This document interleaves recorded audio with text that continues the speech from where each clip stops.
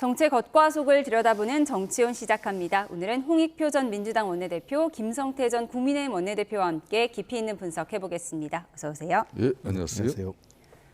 어제 청문회에서는 보좌진 갑질 의혹을 받는 강선우 여성가족부 장관 후보자의 청문회에 관심이 집중됐습니다. 강 후보자는 심심한 사과의 입장도 밝혔는데요. 이제부터는 여론의 시간이죠. 강 후보자의 해명 영상으로 정리했습니다.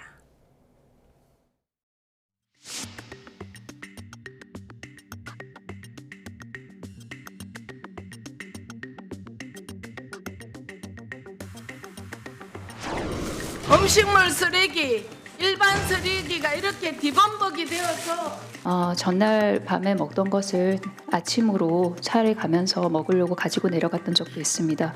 그것을 다 먹지 못하고 차에 남겨놓고 그 채로 내린 것은 저의 잘못이라고 생각을 합니다.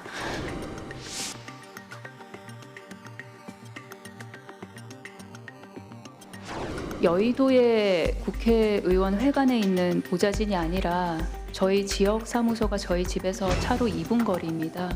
그래서 그 지역 사무소에 있는 지역 보좌진에게 제가 어떻게 하면 좋겠냐고 조언을 구하고 부탁을 드렸던 사안입니다.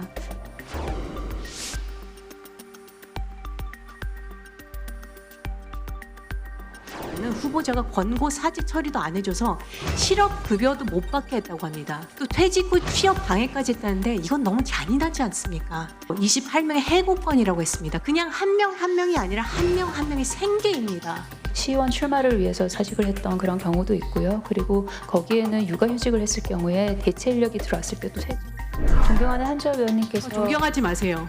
저를 존경한다는 말이 모욕적입니다. 저는 보좌진을 존중하세요.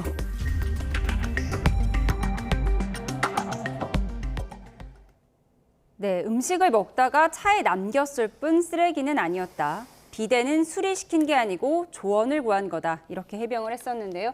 어제 청문회에서 해명이 어느 정도 됐다고 보십니까? 일단은 본인 입장에서는 뭐 최대한 설명을 하려고 노력을 한 것 같습니다. 그리고 시작하자마자 어찌됐든 이유 불문하고 보좌진들에게 여러 가지 뭐 마음의 상처를 준 부분에 대해서 죄송하다고 자세를 낮춘 것은 잘한 것이라고 생각을 합니다.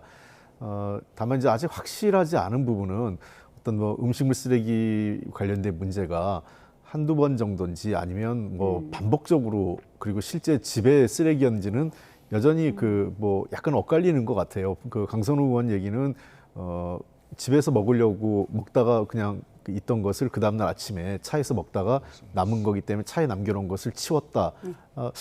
뭐 그런 경우는 모르겠습니다. 만약 그게 사실이라면 통상적으로 의원들 수행비서들이 그런 경우는 종종 차량을 정비하는 차원에서 간혹 있었던 것으로 제가 알고 있기 때문에 그 경우는 뭐 집에서의 음식물을 쓰레기를 일부러 가져와서 고의로 버린 건 아닌 것 같고요. 그다음에 어찌됐든 뭐 그 지역 보좌관이든 여의도 보좌관이든 관계없이 보좌관에게 집안일과 관련돼서 전화한 것 자체가 적절치는 않은 건 맞습니다. 다만 이런 행위가 그 어떤 집안일을 반복적으로 부탁을 했는지는 어제 청문회에서 야당 측도 충분하게 입증을 하지 못한 것 같아요. 여기 일회성이었는지 아니면 뭐 지속적으로 반복적으로 이루어졌는 거지. 만약 이게 지속적 반복적으로 이루어졌다든지 할 경우에는 조금 더 문제가 되겠죠. 예, 일회성이었는지 반복적이었는지는 야당이 입증하지 못했다라고 네. 지적을 하셨는데 과정에서 후보자가 존경하는 의원님 보통 이렇게 부르죠. 그렇게 하니까 한재한 의원이 저를 존경하지 말고 보좌진을 존경하라 이렇게 다그치기도 했습니다. 어제 청문회 어떻게 보셨습니까? 강선우 후보자 입장에서는 상당히 뼈아픈 이야기를 들은 거죠. 그러니까 이제 사실상 국회에서 보좌진과 국회의원이 이제 슈퍼갑이에요. 그러니까 국회 이제 보좌진들은 국회 사무처에 등록이 되고 이제 국민의 헬세로 가지고 이제 급여를 받아요. 그렇기 때문에 이제 인사권자인 국회의원에게 절대적으로 사실상 그 복종하고 또 지시를 따르는 것은 몸에 익숙해져 있어요. 그리고 이제 이 민주당 진영의 보좌진 같으면은 그 언실에서 또 뭐 이런저런 사정으로 일을 그만두게 되면 일자리를 찾는 또 방이 또 민주당 다른 언실 방이기 때문에 될 수 있으면은 뭐 그만두고 나서도 이렇게 좀 실망스러운 부분이 있더라도 저렇게 특정 언론사에 이걸 구체적으로 제보하고 이렇게 해가지고 이걸 장관 또 모시던 사람이 장관이 됐는데 다들 축하해주고 또 뭐 야당에 공시가 있으면 그걸 대응 논리를 만들어주고 이런 정도로 다들 힘을 합심하는데 강선우 지금 내정자 같은 경우는 좀 보좌진들에게 너무 지금 세평이 안 좋아요. 예. 평판이.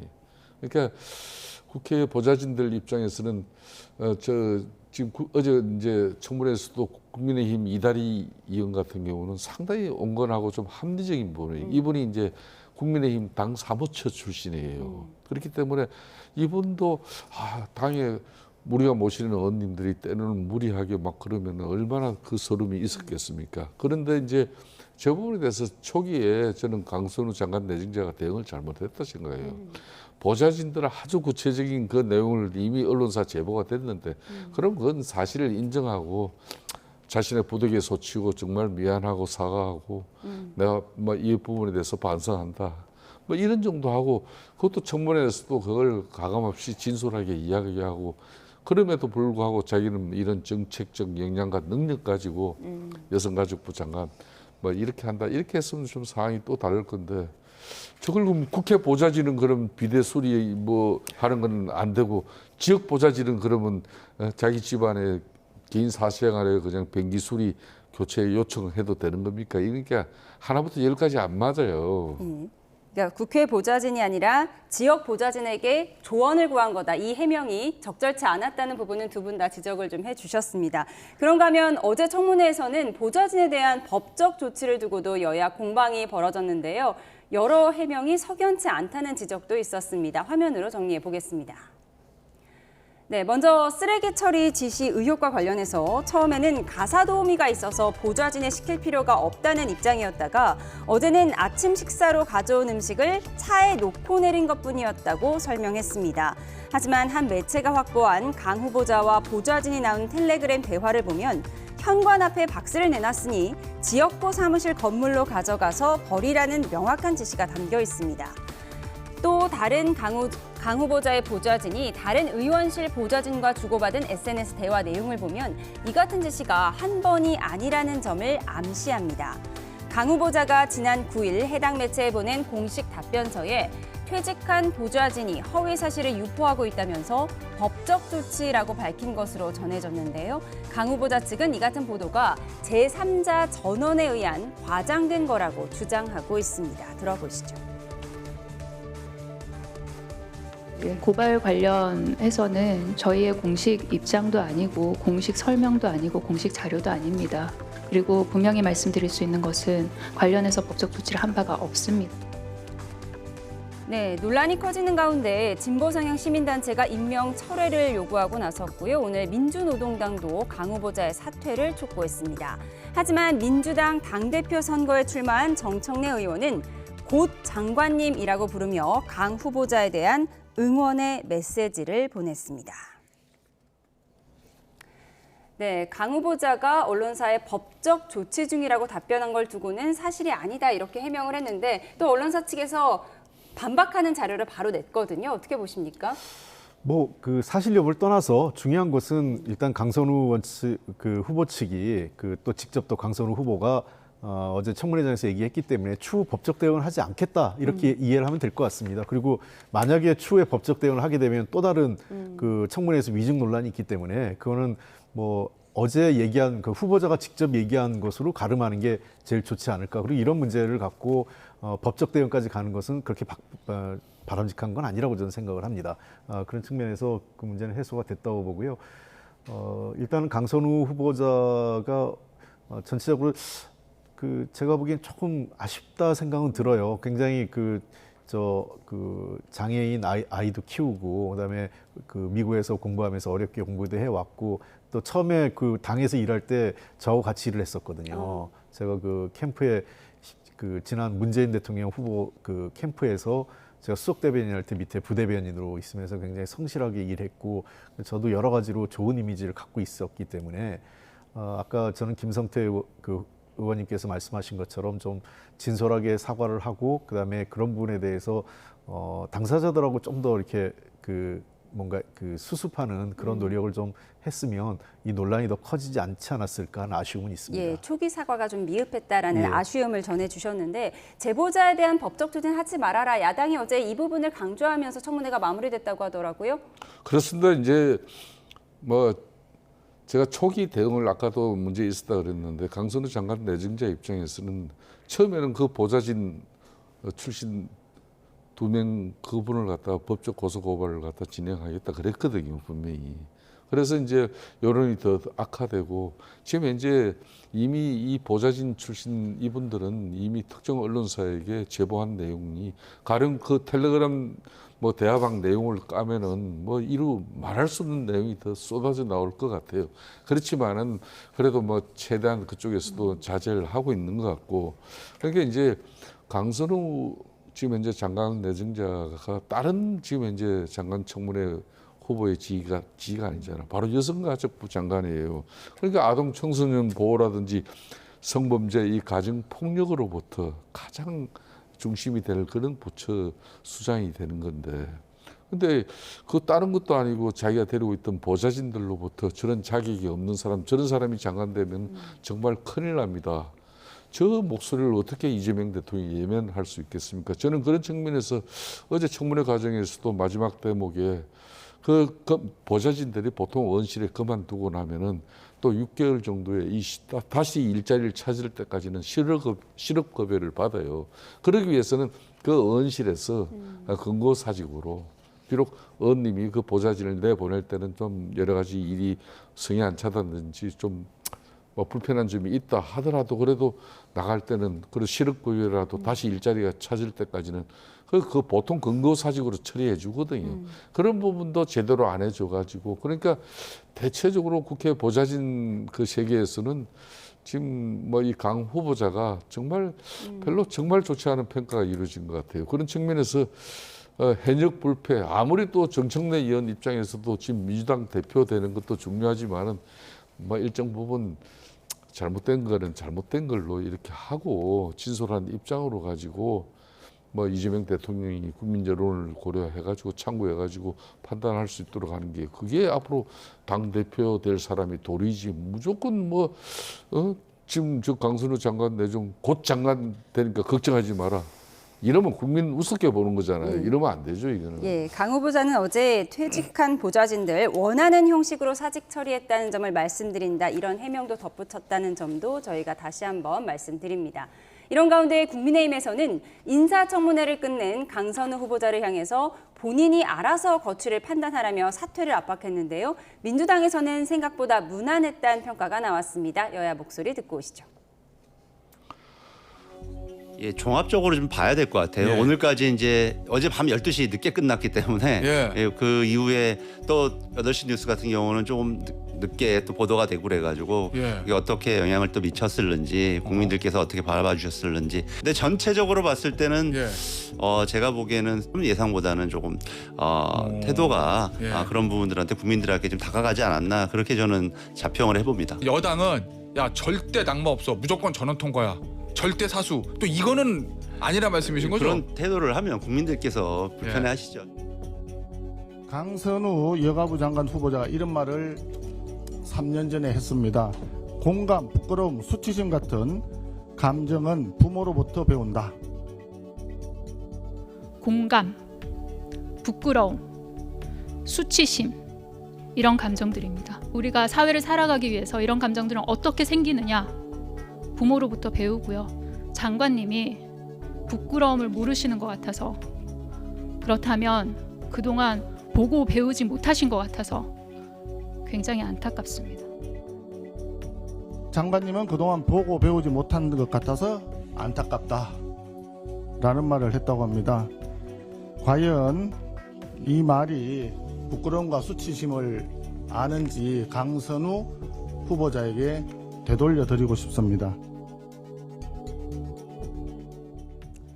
네, 여야 목소리 듣고 오셨는데 강 후보자의 태도가 두 분 보시기에 국민에게 다가갔다. 박상익 의원은 이렇게 얘기했는데요. 어떻게 보세요? 글쎄요, 뭐 국민들께서 정말 판단하실 문제라고 생각을 합니다.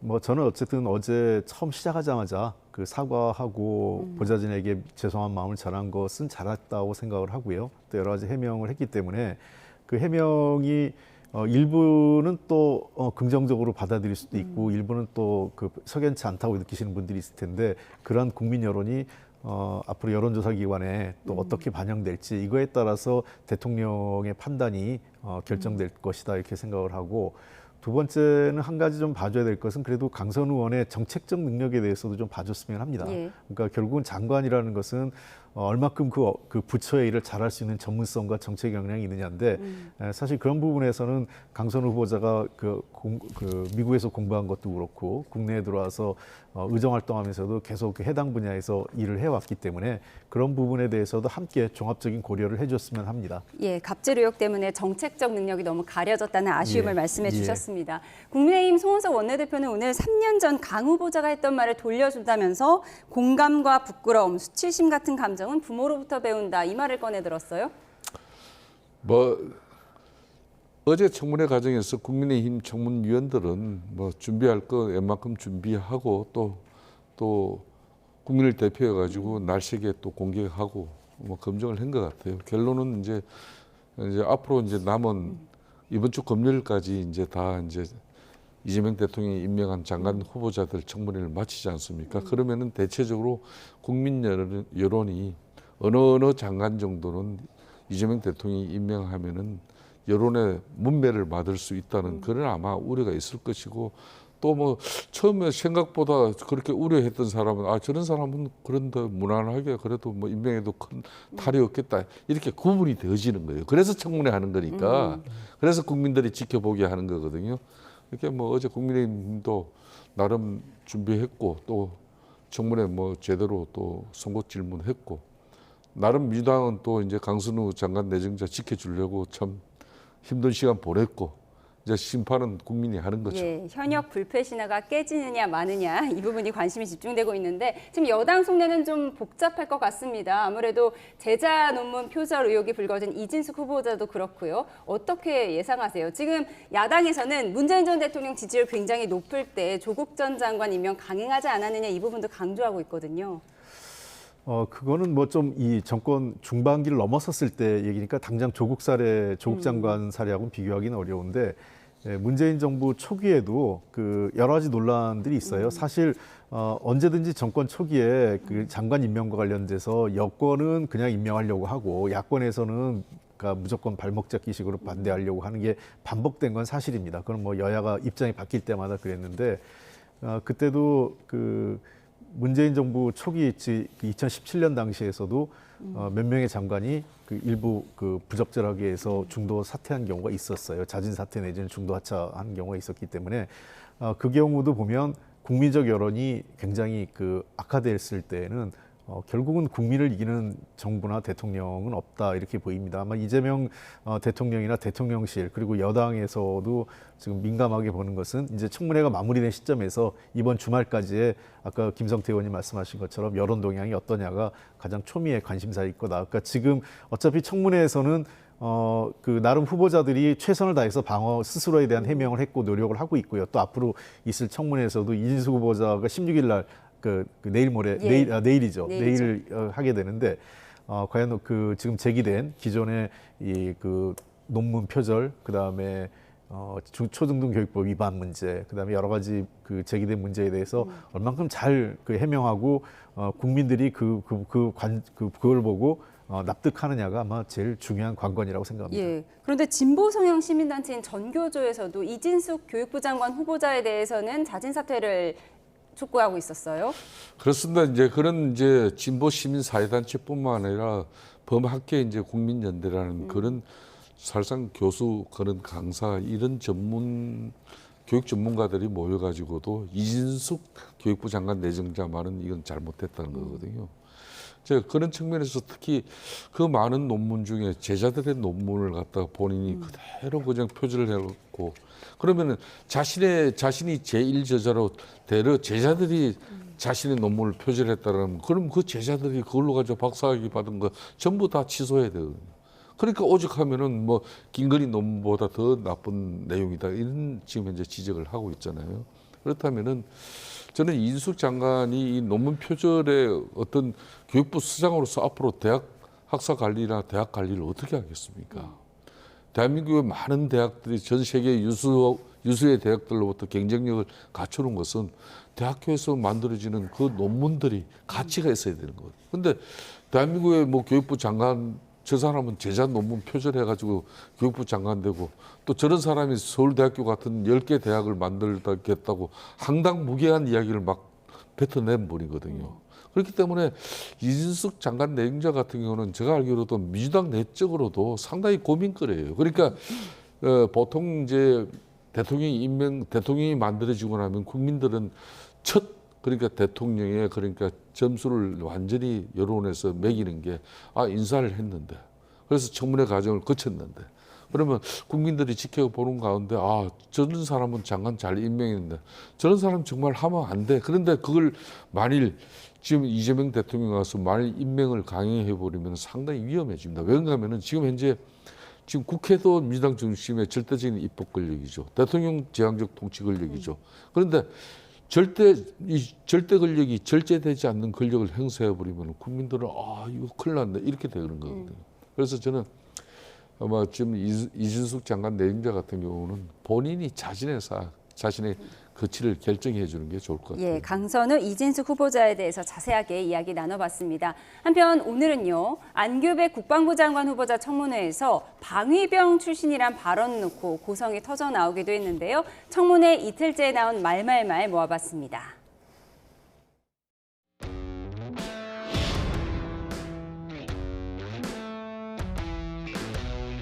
공교롭게 앞서 대통령 총리는 군에 안 갔다 오셨고요. 장관 후보자는 방위병 출신입니다. 따라서 국가안보에 위기가 생기면 어쩌나. 내란 동조 세력 국민의힘에서 방위병 출신 논을 하는 것에 대해서 참을 수가 없습니다. 인격 모독이라고 생각하고 국방부 장관으로서 갖춰야 될 필요 충분의 조건을 충분히 갖춘 A+급 장관 후보자라고 저는 생각합니다.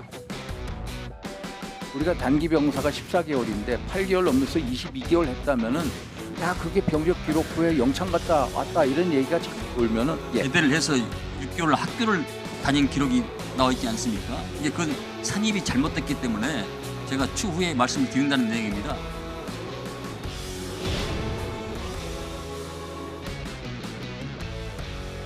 언론의 질의에 후보자는 이렇게 답변했어요. 같이 앉아서 커피 한 잔만 먹어도 그게 일하는 거 아닙니까? 근로가 없었다는 이야기입니다. 이것도 저는 동량질이라고 봐요. 갑질 동량이다. 영업자문 혹은 계약을 맺을 때 커피도 마시고 밥도 먹고 상담도 합니다 했는데 커피 이야기만 나온 겁니다. 이런 오해가 있었다는 것 자체에서 제 스스로 부럽게 보여. 대표적인 보훈 인사로 언론이나 뭐 여기저기서 얘기가 나오고 있고 시쳇말로 꿀 발린 데만 찾아다니면서 꿀 빠는 인생이다. 그렇게 또 생각하시는구나 이렇게 생각했고요. 비상근이라 하면 근로 시간과 장소와 근로의 제공 방법에 대해서 전형이 없습니다. 판례에서 겸임 금지를 그것을 금하진 않습니다. 그래서 겸임을 할 수 있는 거예요.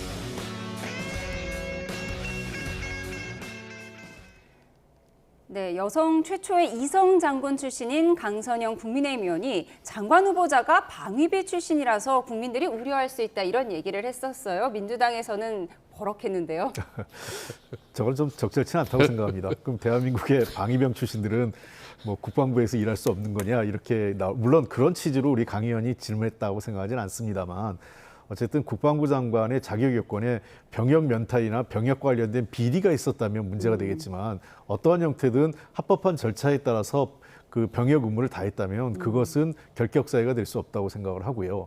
그다음에 안규백 후보 같은 경우 누구보다도 지금 국민의힘 의원들이 더 잘 아실 거예요. 그동안 그 오선 의원 하면서 내내 국방위에서 오래 있었고 국방위원장도 했습니다. 그러면 국방위원장 할 때 아무도 방위병 출신이 왜 국방위원장을 하느냐 문제 제기 안 했지 않습니까? 누구보다 그 국방 현안에 대해서 해박하고 오랫동안 국방위하고 국방위원장 하면서 경험도 많이 쌓은 분이기 때문에 저는 민간인 출신이지만 국방부 장관으로서의 업무를 지금 당장 수행하는데 전혀 손색이 없는 분이고 이미 준비된 후보가 아닐까 생각을 합니다. 예, 원래 복무 기간이 14개월인데 22개월 복무한 걸로 나왔다. 그러니까 복무 기간에 무슨 문제가 있었는 거 아니냐 이런 의혹도 제기됐는데 단순 기록이 잘못됐다 이렇게 해명을 한 거죠? 그렇습니다. 본인이 이제 대학 기간 그게 이제 뭐 군 복무 기록에서 이제 대학생 같은 경우는 이제 대학 그 학생 그게 경력이 되면 학력이 이제 확인되어지면은 그때 이제 군 옛날에는 그게 이제 군 기록에서 좀 이게 기록이 근무 기간이 짧아지죠. 예. 그런 게 있습니다. 그런 거 가지고 이야기한 것 같고 대체로 뭐 안규백 지금 이제 국방부 장관 지금 내정자 같은 경우는 우리 국민의힘 강선영 의원이 방위병 출신 가지고 문제 삼은 거는 이런 거예요. 이제 이재명 대통령도 뭐 사실상 군을 안 갔다 왔지 않습니까? 또 총리 김민석 지금 총리 같은 경우도 뭐 이분도 이제 군 면제를 받았고 그렇기 때문에 국방부 장관마저도 이제 단기 사병 출신인 방위병 출신이 하는 게 이게 좀 국가 안보에 크게 이제 군 경험이 없다 보니까 우려된다 이런 이야기인데. 이 부분은 제가 생각해도 그 대한민국에 그때 옛날 그 시절에 참 방위도 귀신 잡는 방위가 있었고 그래서 그럴 정도로 제가 어색해 소리입니다만은 그래도 뭐 병력 의무로서 군복무 행태 가지고 문제 삼는 것은 그런 바람직하지 않고 이분이 이제 5선 되기까지도 저도 뭐 국방위에 같이 활동을 했습니다만은 누가 봐도 국방 전문가입니다. 전문가이기 때문에. 뭐 이번에 대해서는 저는 크게 문제 삼을 거리는 아니다 예. 이렇게 보고 있어요. 야당에서 긍정적으로 평가를 해주셨습니다.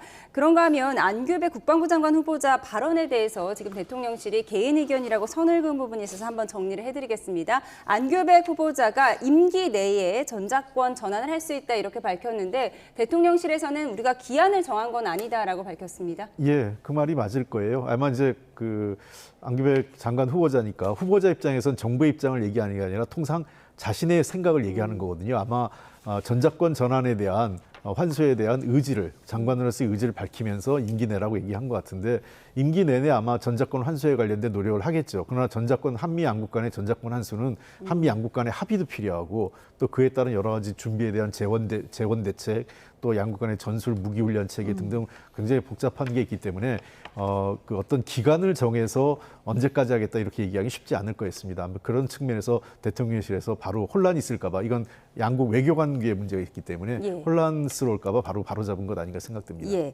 권오을 후보자 이야기도 한 가지 해보겠습니다. 네, 국가보훈부 장관 후보자인데 아무래도 보수 진영에 있던 인사이긴 만큼 하실 말씀이 많을 것 같아요. 엔잡로 논란이 있었죠?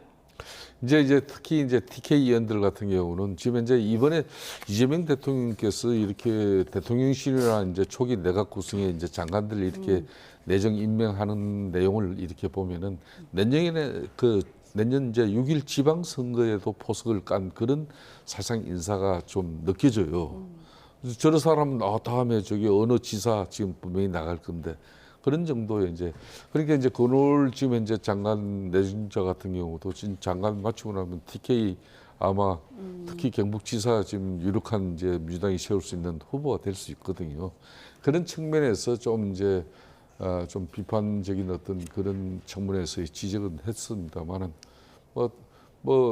이 당 저 당 옮겼기 때문에 그렇게 문제 제기하기보다는 그래서 꿀 빠는 인생이다. 야당에서 예. 이런 비판이 오늘 나왔습니다. 대체로 그래도 야당 입장에서는 할 이야기 한 거니까 네. 권오을 장관 내정자 입장에서도 그런 내용을 또 이제 앞으로 금가 옥조로 삼고 법무부 장관 이제 임명되어지면 잘하면 되는 거죠. 예, 잘하면 알겠습니다. 청문회 전국 자세하게 분석을 해봤고요. 윤 전 대통령 이야기 해보겠습니다.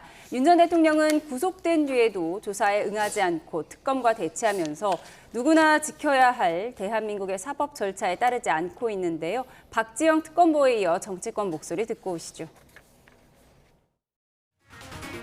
윤석열 또는 그 변호인은 1차 인치 지휘 후 현재에 이르기까지 특검에 문서 또는 구두 등 조사와 관련하여 어떠한 의사도 표시하지 않았습니다. 이에 특검은 피의자 윤석열이 조사 자체를 거부하는 것으로 평가하고 있습니다. 특검은 향후에도 서울구치소가 형사소송법에 따른 특검의 인취지휘를 이행하지 않을 경우 엄중히 그 책임을 묻는 조치를 취할 것입니다. 검찰총장 출신의 대통령까지 했던 분이 그 법 위에 군림하라는 그 오만함의 그런 좀 모습 아닌가라는 생각이 들어서 상당히 좀 아쉽다. 강제구인 전례도 있다고 말했기 때문에 계속해서 이렇게 불응하면 결국은 이 수사관을 보내서 법에 따라서 강제구인 조치를 단호하게 진행해야 된다고 생각합니다. 어떤 상황 속에서도 자기가 한 일에 대한 책임을 져야 되고 또 당당하게 맞서야 되고 또 법과 절차에 따라서 법적 절차에 따라서 모든 것들이 진행이 돼야 된다고 생각을 합니다. 윤석열 대통령은 지금 대통령의 또 이전에 계엄에 대한 어떤 이제 앞으로 여러 가지 법적 절차가 남아 있는데 거기를 봤고요. 우리 당은 지금 무너진 신뢰 되찾아서 민생 속으로 다시 들어가야죠. 네, 오늘 오후 2시에 특검이 윤 전 대통령에 대한 강제 인치를 다시 지시를 했는데 결국 성공하지 못했습니다. 그러니까 윤 전 대통령이 구치소에서 버티면 사실상 방법이 없다고 봐야 할까요? 방법이 없는 건 아닌데요. 그러니까 이제 강제력을 동원해서 이제 끌고 와야 되는 방법밖에 없는 거 아니겠습니까? 근데 지금 현재 서울구치소가 전직 대통령이다 보니까 우리가 하기에는 좀 부담스럽다 하면서 지금 그 강제구이 그 조치를 지금 이행하고 있지 않은 거죠. 특검은 교정 당국에도 책임을 물을 수 있다. 오늘 이렇게 브리핑을 했어요. 그렇습니다. 이제 그거는 이제 그 교정 당국이 그 특검의 법적 지휘를 이행하지 않은 것이기 때문에 직무유기로 책임을 물을 수 있다. 이런 의미인 것 같습니다. 그런 측면에서 저는 기본적으로 지금 여야 의원, 심지어 이제 야당의 김정재 의원조차도 법적 절차를 따라야 되는 것 아니냐 얘기를 하고 있지 않습니까? 대통령, 전직 대통령이라 하더라도 더군다나 지금 사안 자체가 내란으로 인해서 본인으로부터 발생해서 국가적 혼란과 국민적 불안이 크게 형성된 사안이었고요. 또 어느 누구도 법적 그 어떤 절차 위에 있을 수 없습니다. 그런 측면에서 윤석열 대통령 본인이 특검의 수사에 어떤 그 구인 조치에 따라야 되는 게 맞고요.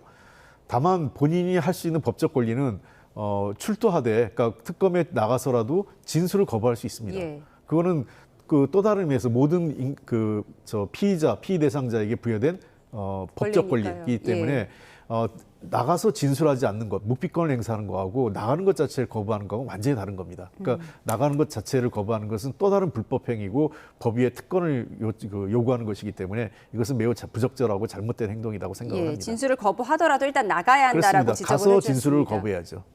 그런데 특검은 기간 자체에 제한이 있잖아요. 그리고 지금 구속 기한도 있기 때문에 시간은 오히려 피의자 편이다 이런 생각으로 윤석열 전 대통령이 버티는 것 아니냐 이런 분석도 나오더라고요. 그러니까 이제 특검 입장에서는 국회에서 이제 특검 수사기간 활동 운영 기간을 갖다 이렇게 170일로 제한하고 있지 않습니까? 그 기간 안에 특검 활동도 끝내야 되는 것이고 또 지금 현재 또 구속 기간도 또 일정 부분 수사 안에 수사하는 그 기간이 있기 때문에 특검 입장에서는 상당히 지금 강압적인 좀 분위기로 압박을 세게 하는 것은 사실이죠.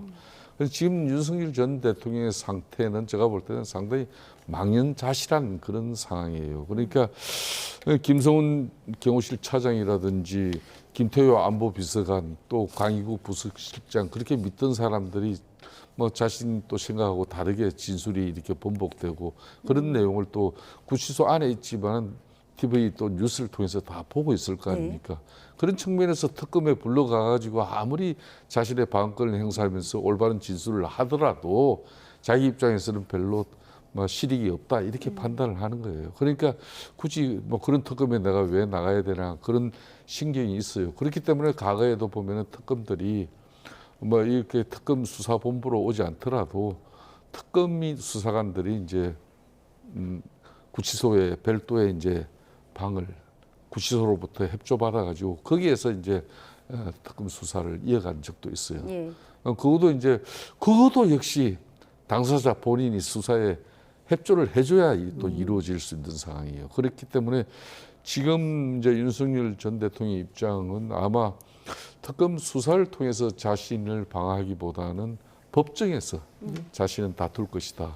막 그런 어떤 판단이 쓴 것 같아요. 예. 그 경우에도 그러니까 두 가지 방법이 있어요. 나가서 조사를 받을 때 첫째는 묵비권을 행사하는 것, 두 번째는 진술을 했지만 최종적으로 그 진술서에 사인을 거부하면 공판에 가면 그게 수사 기록이 증거로 채택이 안 되거든요. 예. 그러니까 공판 중심주의에 따라 새롭게 그 법정에서 따지기 때문에 저는 윤석열 대통령이 저렇게 계속해서 수사 자체를 기피하는 것은 여론에도 좋지 않을 뿐더러 그 재판관들에게도 부정적인 영향을 줄 수 있습니다. 그래서 본인의 방어를 위해서도 일단은 수사에는 특검 수사에는 협조를 하되 자신의 권리를 행사하는 형태로 가는 것이 바람직하지 않을까 생각합니다. 예. 내란 특검의 윤 전 대통령 강제 인치 절차에 대해서 자세히 분석을 해봤는데 국민의힘 이야기 좀 해보겠습니다. 국민의힘 혁신이 한 발짝도 나아가지 못하고 있는데요. 네, 김용태 전 비상대책위원장이 당 상황이 하루살이 같다 이런 이야기를 했습니다. 들어보시죠. 단도직입적으로 지금 당 상황을 한마디로 표현한다면 어떤 단어를 쓰시겠습니까? 저는 하루살이 같다라는 생각이 듭니다. 고질적이고 이 근원적인 문제를 해결하기보다는 그냥 국민들께 눈속임하려고 하루하루 혁신위라는 것들을 띄우다가 또 다른 분을 또 혁신위를 띄웠다가 비대위를 띄웠다가 이러한 것들이 당이 결과적으로 하루살이로 보이지 않을까.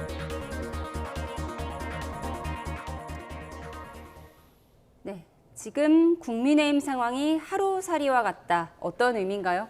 지금 대한민국은 이재명 대통령 중심의 절대 권력이 형성되어 있습니다. 이건 대한민국의 민주주의를 위해서도 상당히 지금 위험스러운 상황이에요. 또 야당인 이제 국민의힘이 보수의 본산입니다만은 이 대한민국 사회는 진보와 보수가 건강한 양날개짓이 돼야 이 대한민국이 올바르게 갈 수 있는 건데 그러면은 비록 지난 12.3 비상계엄의 그 오판과 또 헌재의 4월 4일날 파면 결정 그리고 6월 3일 조기 대선을 통해서 국민들은 이미 윤석열 전 대통령에 대한 심판을 더 중히 여겨가지고 사법 리스크가 있는 이재명 대통령 후보를 그대로 대통령으로 만들어줬거든요. 그럼 이 국민적 판단 결정에 따라서 결론은 국민의힘이 윤석열 전 대통령을 만들고 또 당정 관계를 유지해야 하면서 국정 운영의 한 축이었던 만큼 정치적 책임을 완전히 져야 돼요. 그리고 변화와 쇄신을 통한 이 자정 노력을 통해서 제1야당 국민의힘이 보수의 본산으로서 합리적 보수 정당으로 거듭 태어나는 그 모습으로 가야 되는데 그걸 당에 여전히 친윤 그 기득권 세력들이 당의 자정 노력을 갖다 이걸 걷어차고 인적 쇄신 그러니까 인적 청산 없는 그런 핵심안만 가져오라 그러니까 이 핵심안이 그냥 국민들이 우습게 보여지는 겁니다. 저는 그런 측면에서 김용태 전 비대위원장 같은 경우 그 5대 개혁안 그 정도만이라도 우리 당에서 수용해 줬다면은 이렇게 그냥 갈팡질팡하고 볼상사나운 모습의 그런 제1야당의 모습으로서 그러니까 김민석 앞에 총리 청문회도 그렇지만 지금 18개, 19개 이 부처 장관 청문회를 하지만 야당의 목소리가 힘을 얻으려면은 국민적 신뢰 속에서 국민적 지지가 뒷받침돼야 이 청문회에서도 장관 후보자 몇 사람 정도는 이렇게 낙마를 시킬 수 있는 건데 그 동력이 나오지 않아요. 안타까워요 지금 정말. 결국은 안타까워요. 대선 패배의 후폭풍일 텐데요. 그렇습니다. 한밤중 대선 후보 교체 사건에 대해서 권영세 전 비대위원장과 한동훈 전 대표가 설전을 벌이기도 하고 있어요. 네. 마치 권영세 비대위원장의 인식에 전혀 동의하기 어렵습니다. 마치 아무 일도 아닌 것처럼. 그리고 그것을 한동훈 전 대표가 매도했다 이런 식의 생각을 갖고 있는데 저는 만약에 정말 권영세 비대위원장과 권성동 전 원내대표가 좋은 결정을 했다면 왜 국민의힘 당원들이 당원 투표를 통해서 그걸 뒤집었을까요? 그러니까 실제로 저희들 그때 정말 놀란 건 한밤중에 자고 일어나니까 후보가 김문수 후보가 아웃됐다가 한밤중에 자고 일어나니까 또 그 다음날 새벽에는 또 다시 김문수 후보가 확정됐다는 것 이걸 보면서 대한민국 정당사에 그렇게 비민주적이고 그다음에 사실 정말 말도 안 되는 행태는 처음 봤습니다. 그런 측면에서 제가 국민의힘 의원들이나 또는 국민의힘 관계자들하고 제가 만나서 얘기를 들어보면 그런 얘기를 제일 많이 해요. 정말 부끄러웠다고 그때가. 대통령 비상계엄과 탄핵 때보다도 더 부끄러운 게 후보 새벽 교체가 정말 더 부끄러웠다 이렇게 얘기하는 분들도 있었어요. 그만큼 저 사안에 대해서는 이런저런 변명이나 또는 핑계 댈 필요 없이 깔끔하게 책임을 인정하고 이거에 잘못된 것이었다고 인정하고 가는 것이 그나마 국민의힘의 쇄신의 시작이지 않을까 생각을 합니다. 예, 현재 진행형인 국민의힘 내홍도 짚어봤습니다. 네, 이어서 좀 귀여운 화면을 좀 보겠습니다. 이재명 대통령이 어제 SNS를 통해서 반려견 바비를 소개했습니다. 공개한 사진 함께 보시죠. 네, 문서를 읽고 있는 이재명 대통령 아주 활짝 웃고 있는데요. 대통령이 의자를 보면 오른쪽 한켠에 강아지 한 마리가 이렇게 강아지 인형 위에 엎드려 있습니다. 조금 졸린 듯도 보이는데요. 너무나 귀엽죠? 이 대통령이 어제 SNS에 이 사진을 올리면서 사랑스러운 반려견 바비라고 소개했습니다. 그런데 바비 때문에 김혜경 여사와 살짝 갈등이 있었다는 일화도 전했는데요. 들어보시죠. 아침에도 제 아내하고 좀 그것 때문에 갈등이 조금 있었는데 얘가 제 아내한테만 자꾸 가는 거예요. 약간 섭섭했는데 그래서 뭐 그럴만 하겠더라고. 맨날 밥 주고 데리고 노는 게 제 아내니까 저는 가끔씩만 보고 그러니까요. 네, 새로운 퍼스트 도그가 탄생했는데 아들 내외가 키우던 강아지라고요? 예, 그렇습니다. 그 대통령 말씀이 되게 재미있는데요. 저게 그 통상 아빠와 엄마의 차이가 뭔지 아세요? 그 아이한테 놀아주는데 아빠는 자기가 놀고 싶을 때 아이랑 놀아주고 엄마는 아이가 원할 때 놀아준다 이렇게 하는데 마찬가지인 것 같아요. 그러다 보니까 반려견도 아마 그 김혜경 여사께서 평소에 잘 돌봐주니까 대통령보다 훨씬 마음을 주는 것 아닌가 싶은데 어쨌든 그 굉장히 많은 국민들이 반려견 또는 반려동물하고 지금 같이 생활을 하고 계십니다. 그런 측면에서 대통령이 저런 반려동물과의 친근한 모습을 보이고 앞으로 그 반려동물 문화 또는 반려동물에 대한 우리가 해결해야 될 정책 과제가 좀 많이 있어요. 그 의료보험 문제나 이런 등등의 문제가 있기 때문에 이런 정책적인 문제까지 같이 풀어간다면 우리 사회의 반려동물 문화에 한 단계 진전하는 데 큰 도움이 되지 않을까 생각하고요. 굉장히 좋은 모습이라고 생각합니다. 예, 그동안 전직 대통령들도 퍼스트 도그를 항상 키워왔죠? 그렇죠. 역대 뭐 대통령들도 저렇게 이제 국민들하고 상당히 감성을 가지고 소통하려고 하는 그런 시도는 계속 있었습니다. 그런 측면에서도 뭐 이재명 대통령도 지금 반려견이 지금 한 1,500만 지금 현재 우리 국민들이 반려견과 동거하고 있잖아요. 그런 측면에 자신도 그 중에 한 사람이다. 소통과 쇼잉을 한꺼번에 다 보여주죠. 그러니까 나 자신은 뽀쪽하고 상당히 그 좀 아주 강한 이미지에서 이렇게 국민들에게 비춰지는 안정적이고 또 가정적이면서 또 부드러운 이미지를 연출하는 그런 장면이죠. 예, 귀여운 퍼스트 도그 바비의 사진까지 확인을 해봤습니다. 지금까지 정치원 홍익표 전 더불어민주당 원내대표, 김성태 전 국민의힘 원내대표와 함께했습니다. 고맙습니다.